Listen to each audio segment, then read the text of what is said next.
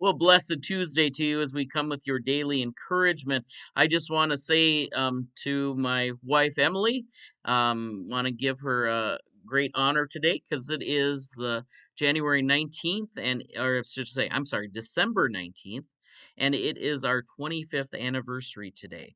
So we made it to the silver. So we're always joking about that. Some people wondered about whether we'd make it, and we are.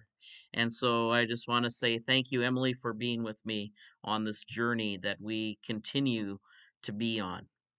And we hear about a second angel today. Yesterday was an angel of judgment, an angel making sure that we honor creation and law and the swift judgment of God. But that said in verse 8, there is another angel, a second followed. Fallen, fallen, fallen is Babylon the Great. She was made all nations drink of the wine and the wrath of her fornication. Now, there's a lot that can be said about this passage. First of all, we might ask, who is Babylon? It is the way of the world outside of God. And it is a model sometimes of what we'd call earthly government outside of God.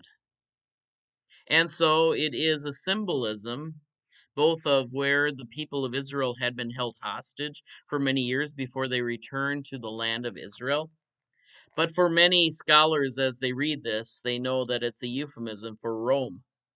Rome being the place where the emperor is worshipped, Rome being the place where God is not honored. In fact, should I say deities or so called deities are honored? The things of God are not honored. And so we heard before yet on yesterday's message that the swift justice and judgment of God is coming, and that we should go back to the justice and judgment of creation because God created the heavens and the earth. We go back to Genesis 1. But one thing that comes in place of Genesis 1 is Babylon, the rule of humanity. Remember, we also think back to the Tower of Babel. This was all the way back in Genesis chapter 11, where the people of God, or should I say the people whom God had created, were starting to build a tower to show their great achievements, a tower to make one language and one people outside of the one that God is bringing together. And so God destroyed that temple at Babylon, the Tower of Babel. God destroyed the power of Babel that had held the people of God hostage.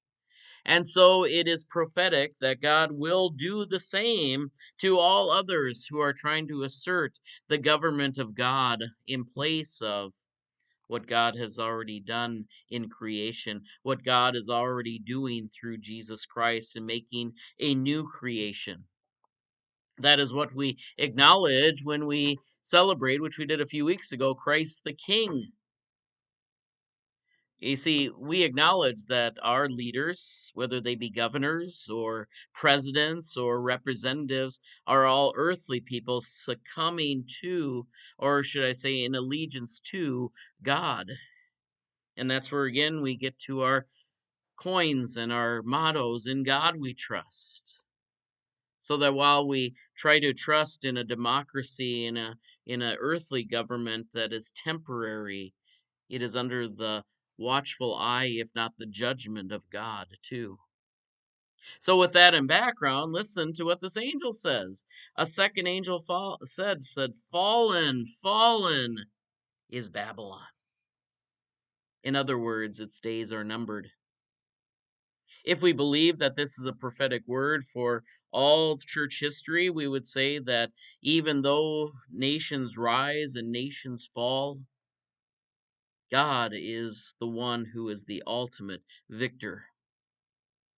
One of my favorite kind of tongue-in-cheek T-shirts was one by the famous philosopher. It had Friedrich Nietzsche, who was a kid who grew up in the Lutheran Church, who was a preacher's son, including an accomplished organist, but became known as his philosophy of elevating man above God. In fact, he was the one that first coined the phrase that God is dead. And this t shirt had his quote on there, God is dead, Nietzsche. And then underneath it, it said, Nietzsche is dead, God. No matter how much we rise, we are still under the judgment of God. And so it is in our day. There's a new documentary series, an immersive documentary about World War II, where you had all of these leaders, Mussolini and Hitler and Stalin, all of them elevating themselves to the status of deity, and all falling in many and various ways. Babylon is fallen, as this angel says. So listen to the first angel. Proclaim the one who is not only coming in judgment, but who has made heaven and earth. I talked about Psalm 19, a great reflection on nature and the law of God. But we also have the earthly powers are falling. And so, what will the third angel say? Stay tuned for tomorrow. God bless you today. We trust that these continue to be words of encouragement. Take care. We'll see you next time.